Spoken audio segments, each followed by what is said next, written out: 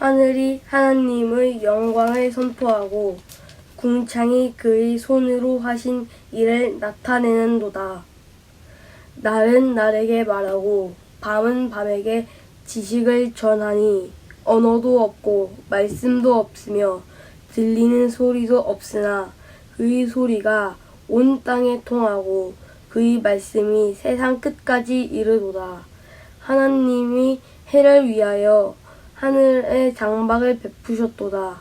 해는 그의 신방에서 나오는 신랑과 같고 그의 길을 달리기 기뻐하는 장사 같아서 하늘 이 끝에서 나와서 하늘 저 끝까지 운행하며 그의 열기에서 피할 자가 없도다.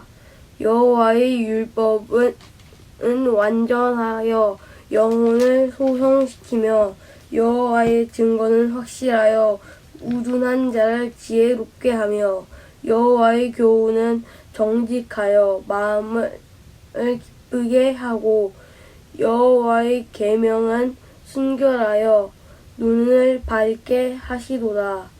여호와를 경외하는 도는 정결하여 영원까지 이르고 여호와의 법도 진실하여 다 이로우니 금 곧 많은 순금보다 더 사모할 것이며 꿀과 송이꿀보다 더 달도다. 또 주의 종이 이것으로 경고를 받고 이것을 지킴으로 상이 크니이다.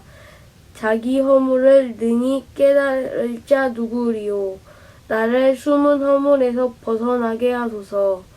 또 주의 종에게 고의로 죄를 짓지 말게 하사 그 죄가 나를 주장하지 못하게 하소서. 그리하면 내가 정직하여 큰 죄가에서 벗어나겠나이다. 나의 반석이시오 나의 구속자이신 여호와여, 내 입의 말과 마음의 묵상이 주님 앞에 연합되기를 원하나이다. 아멘. 오늘 이 19장 말씀은 다윗이 인도자를 따라 부르는 노래, 이렇게 또 자주 보는 이 시의 제목이 적혀져 있는데, 이 시는 특히 그 하늘이 하나님의 영광을 선포하고 궁창이 그의 손으로 하신 일을 나타내도다, 이렇게 말씀하신 요 한 1절만 읽어보더라도 벌써 창세기에서 이야기했었던 궁창이라는 부분이 나오고 있고, 그 궁창을 위의 궁창과 아래 궁창으로 나누어서 위의 궁창을 하늘이라고 하고 아래 궁창을 바다라고 하는 그러한 이야기가 있지만, 또 위의 궁창을 또 나누어서 우주와 하늘을 나누고 또 아래 궁창을 또 두 개로 나누어지는 그런 일들이 반복되어져서 나타나는데, 그 부분까지는 창세기에서 설명을 하고 있지 않아요. 하지만 이 시는 창세기에서 얘기하고 있는 바로 그 궁창이라고 하는 표현이 다시 나타나고 있다.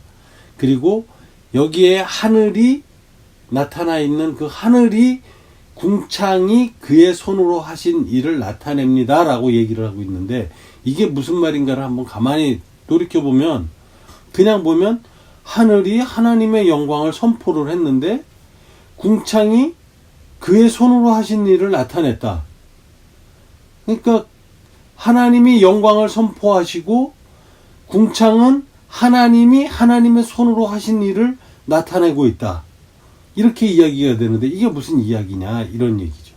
그리고 이 이야기 자체를 바로 하늘이 라고 하는 하나님이 만들었던 이 우리가 알고 있는 스카이, 이 하늘을 이야기하는 건지, 아니면 하나님이라고 하는 이 여호와의 존재라고 얘기하는, 우리가 말하는 하나님, 하느님 그래가지고 얘기하는 그 하늘님을 얘기하는 건지, 어떻게 보면 여기에서 약간 이해가 잘 안 되는 부분이 있을 수도 있는데, 여기에 우리가 주목하기보다는 요 한 구절에서는 하늘이라고 하는 우리가 바라보고 있는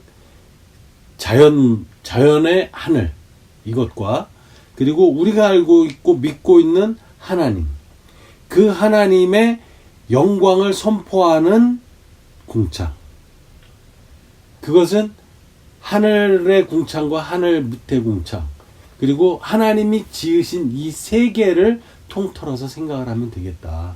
이것이 굳이 그 궁창은 뭐고 이 궁창은 뭐고 뭐 저 하늘 위의 궁창은 깨끗하고 하늘 아래 궁창은 죄악으로 가득 차 있고 뭐 이런 식의 구분 우리가 굳이 하려고 할 필요가 없다. 여기에서는 단지 무엇을 생각하면 되냐면 그의 손으로 하신 일을 나타내는 도다라고 얘기한 그이신 하나님, 여호와 창조주께서 하신 일이 나타나고 있다.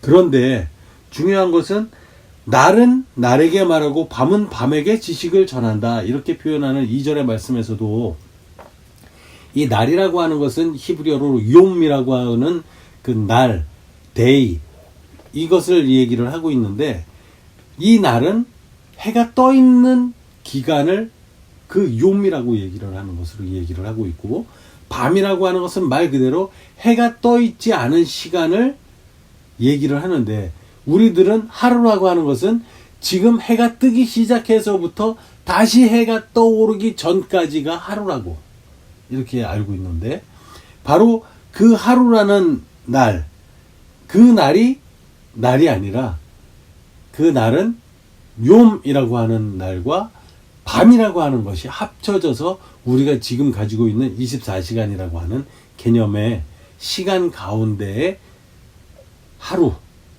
포함하고 있지만, 중요한 것은 그 한 날이 한 날같이 똑같지 않다. 욤이라고 하는 날은 욤에게 얘기하고 있고, 욤은 욤에게 지식을 전달해주고 있고, 밤은 밤에게 지식을 전달을 해주고 있다.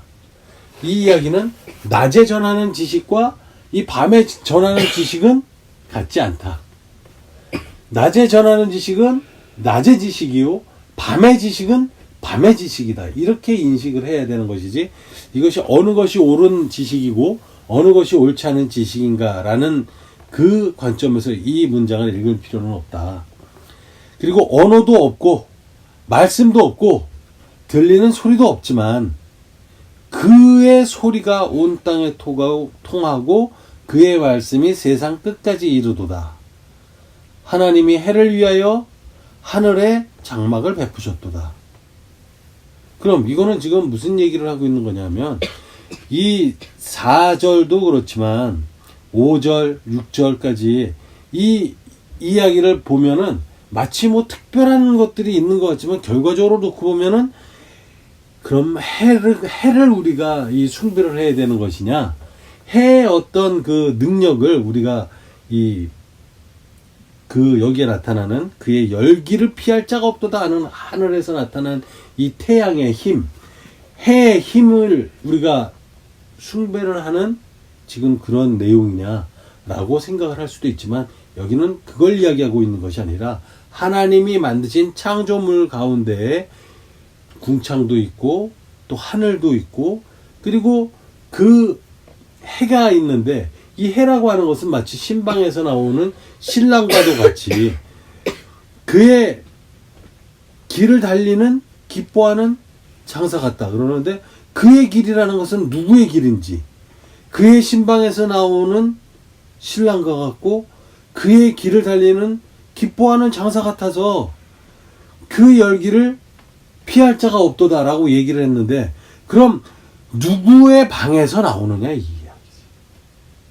누구의 신방에서 나오는 해이냐, 이게 중요하냐? 라고 물어볼 때 중요한 것 같이 여기 써놨지만, 사실은 이것조차도 하나님께서 만드신 피조물이다 라는 것을 강조하고 있다라는 것을 우리가 보면 되는 겁니다. 그러니까 지금 6절까지의 말씀은 하나님이 만드신 창조하신 것들에 대한 찬양을 하는 거예요. 하나님이 만드신 창조물의 대단함, 그리고 하나님이 만들어 놓은 그 섭리가 뭐냐면, 낮은 낮에게 말하고 밤은 밤에게 말하고, 이것이 섭리라는 얘기예요. 그리고 이제 7절부터는 율법의 이야기가 나오는데, 여호와의 율법은 완전해서 영혼을 소성시키고 여호와의 증거는 확실하고 우둔한 자를 지혜롭게 만들고 여호와의 교훈은 정직하고 마음을 기쁘게 하고 그리고 여호와의 계명은 순결해서 눈을 밝게 하시도다. 여호와를 경외하는 도는 정결하여 영원까지 이르고 여호와의 법도 진실해서 다 의로우니 금 곧 많은 순금보다도 더 사모할 것이고 꿀과 송이꿀보다 더 달다. 또 주의 종이 이것으로 경고를 받고 이것을 지킴으로 상이 크니이다. 자기의 허물을 능히 깨달을 자가 누구냐? 나를 숨은 허물에서 벗어나게 하소서. 또 주의 종에게 고의로 죄를 짓게 말게 하사 그 죄가 나를 주장하지 못하게 해주십시오. 그러면 내가 정직해서 큰 죄에서 벗어나겠습니다. 이렇게 얘기하면서 마지막에 이 다윗이 뭐라고 이렇게 하나님을 고백하냐면 나의 반석이시요 나의 구속자이신 여호와여 내 입의 말과 내 마음의 묵상이 주님 앞에 연락되기를 원합니다. 이렇게 얘기를 하면서 이 시를 마무리를 했는데 이것은 이 시를 전체적으로 놓고 보면 앞에서는 하나님께서 창조하신 모든 것들에 대한 찬양을 했고 그 다음엔 하나님이 우리에게 제시하신 율법에 대해서 찬양을 한 거예요. 근데 이 율법을 어떤 면을 찬양을 한 거냐면 보면 완전해서 영혼을 소성시킨다라고 하는 이 소성은 뭐냐면 불에 단련시켜서 구워서 형체가 없이 새빨갛게 녹아내리는 정도를 소성이라고 하고 그렇게 달궈져서 자기의 모든 불순물이 타버리고 형태를 새로이 뭔가를 갖춰 나온 것을 소성이라고 해요.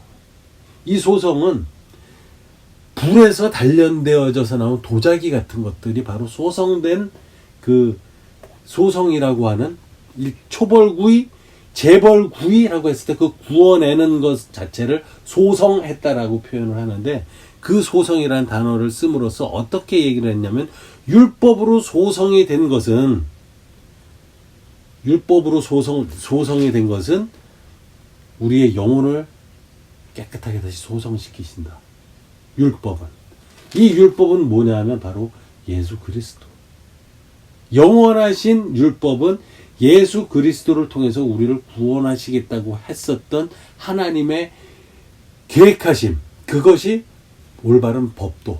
그래서 하나님의 이치, 법도는 예수 그리스도를 통해서 우리 모든 인간들의 이 영혼을 다시 새롭게 깨끗하게 소성시키시고 그 결과물로 나온 이 십자가의 결과로 나타난 구원의 여호와의 증거는 확실해서 우둔한 자를 지혜롭게 하고 미련하게 십자가를 따라간 것 같지만 그 미련한 자들을 지혜로운 자들로 바꿔놓는다.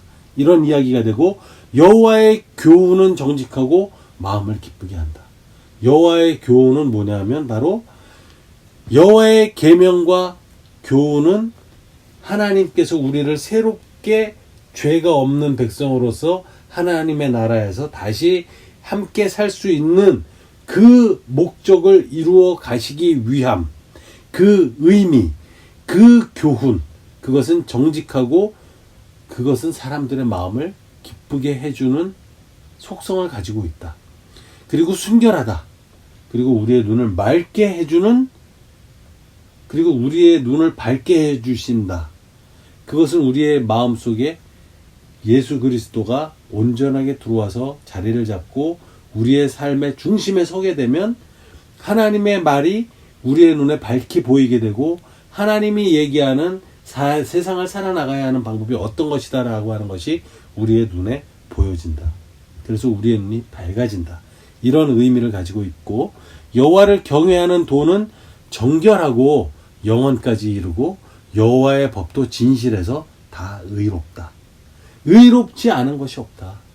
누구에게는 더 많이, 누구에게는 조금이 아니라 마음에 예수 그리스도를 믿어 나의 삶의 중심으로 잡고 사는 믿음을 가진 크리스찬이 되면 하나님의 이 도는 깨끗하고 영원하시기 때문에 나는 영원히 인도받을 것이고 또 깨끗하게 나 자신이 하나님 앞에 나타나질 수 있는 그런 삶을 살아가게 된다. 그렇게 되면 그 현상에 되게 되면은 우리는 많은 순금을 가지고 있는 것보다도 더 하나님의 율법을 사모하게 될 것이고 그 하나님의 율법은 바로 예수 그리스도를 통해서 약속하신 구원의 법, 그 구원의 방법, 그것이 바로 우리들에게 준 달고 단, 송이꿀보다도 더 단 그 율법이 우리들에게 주어진 것이다. 예수 그리스도는 바로 율법이시다. 이렇게 여기서 얘기를 하고 있으며 또 주의 종이 이것으로 경고를 받고 이거를 지켜나가는 것 때문에 상이 큽니다. 라고 고백을 했는데 이 고백을 다윗이 어떻게 이렇게 하나님의 그 앞으로 일어날 자기가 죽고 자기의 후손의 뿌리에서 나올 예수라고 하는 사람을 통한 하나님이 그리스도로 그를 메시아로 세워서 그를 십자가에 달아 많은 사람들이 노뱀을 바라보고 사는 것처럼 그렇게 달려서 죽고 그 죽음을 통해서 우리들의 죄인 영원한 죽음에 빠져있는 그 죽음을 이겨버리게 되는 그 사건이 벌어지게 된다라는 것을 어떻게 알고 이런 고백을 할 수가 있겠느냐. 이런 사람이기 때문에 하나님이 보시기에 마음에 합당한 자였었다. 그 다윗 역시 우리처럼 이 세상에 그냥 태어난 것처럼 태어나서 살아갔지만 사실은 하나님이 사용을 하시고 있기 때문에 이런 시도 나타내고 이러한 마음의 뜻, 하나님의 뜻도 읽어내는 그리고 하나님이 이렇게 생각하게 하는 그 생각을 하게 되지 않았을까 라는 생각을 해보면서 오늘은 어떤 생각을 우리들에게 가졌으면 좋겠다라고 생각을 하냐면 마지막 14절의 말처럼 나의 반석이시고 나의 구속자이신 여호와여 내 입의 말과 마음의 묵상이 주님 앞에 연락되기를 원하나이다. 단순한 것 같지만 이 말은 바로 뭐냐면 이 나의 구속자인 여호와여 내 입의 말과 마음 나의 반석이고 나의 구속자이신 여호와여 이 여호와는 삼위일체 하나님을 지금 지칭하고 있는 것으로 우리는 이해를 해야 되고 내 입의 말과 마음의 묵상이 주님 앞에 연락되기를 원합니다. 이것은 뭐냐면 사람이 생각하는 것이 입을 통해서 나오기 때문에 이 마음 속에 있는 의중에 있는 마음이 입을 통해서 나온다라고 주석이나 어떤 이런 책에 표현이 되어 있었는데 더 정확하게 말을 하자면 이 마음 속에서 올바르게 생각되어져 심겨져 있는 뜻이 입을 통해서 나오게 되면 그 말과 이 묵상이 주님 앞에 연락되기를 원합니다. 이건 뭐냐면 나와 나의 몸이 산 제사가 되기를 바랍니다. 여기에서 말하는 연락된다라고 하는 말은 기도라고 하는 것 자체와 니코르인데 어떻게 같냐 하면 기도는 제사를 통해서 드려질 수 있는 기도라고 하는 것은 사람의 기도는 옛날엔 동물을 잡아서 나의 죽음에 가까운 죄를 동물의 죄로 이 피로 생명으로 대신해서 나의 생명 대신 드리고 그것을 연납이라고 하고 그것을 드리고 나의 앞으로의 삶을 입으로 고백하면서 나의 삶이 이제는 더 이상 죄를 짓지 않겠습니다. 이런 죄를. 나의 죄를 용서해 주시고 그 허물에서 나를 건져 주십시오. 이렇게 매번 반복해서 드리던 기도를 예수 그리스도를 통해서 한 번으로 제사를 끝내버리고 우리 마음속에 가지게 되는 마음의 묵상과 입으로 고백하게 되는 하나님을 향한 이 고백이 주님 앞에 온전하게 올려서 드릴 수 있는 제사가 되도록 우리 입에서 나오는 고백이 다윗의 고백과 같고 예수 그리스도의 십자가에서 죄 사함을 위해서 드리는 그 고백과 같은 제사가 될 때 그게 바로 산 제사로서 나를 드리는 삶이 된다.